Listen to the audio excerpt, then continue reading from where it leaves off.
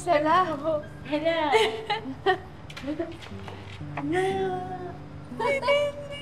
Stella, nandito na mama mo! Oh! Dahan-dahan! Oh!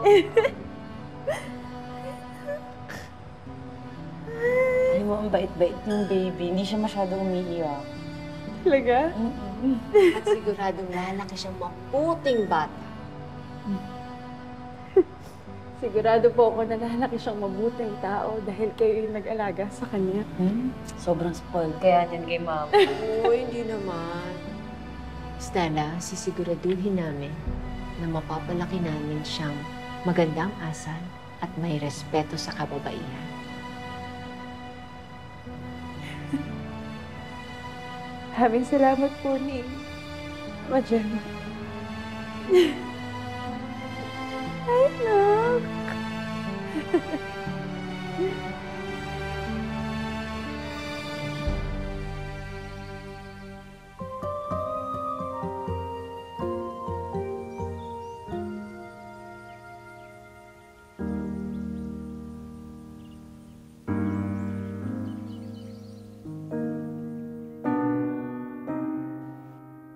Sabi ni Mama, ang bawat hikaw, bracelet, kwintas o singsing, bawat perlas, ginto, o pilak na sinusuot natin ay parang mga bituin na nagpapaningning ng ating halaga at ganda bilang babae. Pero pagkatapos ng lahat na nangyari sa aming dalawa, we now have a different take on what truly makes a woman beautiful.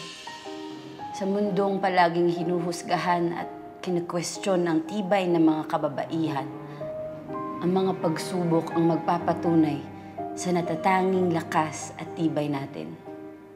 Sa gitna ng pagsubok, doon tayo mas umaangat. Ito yung nagbibigay ng mas malalim na kahulugan sa buhay natin bilang mga babae.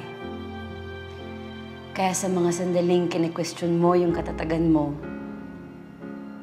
palagi mo lang tatandaan yung mga pagsubok na dinaanan mo.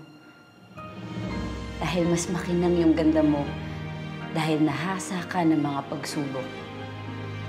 Pressure creates diamonds after all.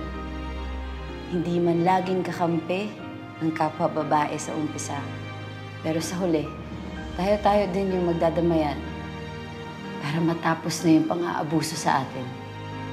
At walang makinang na alahas ang dadaig pa sa kinang ng babaeng pinadilim ng pang-abuso, pero piniling bumangon at lumaban.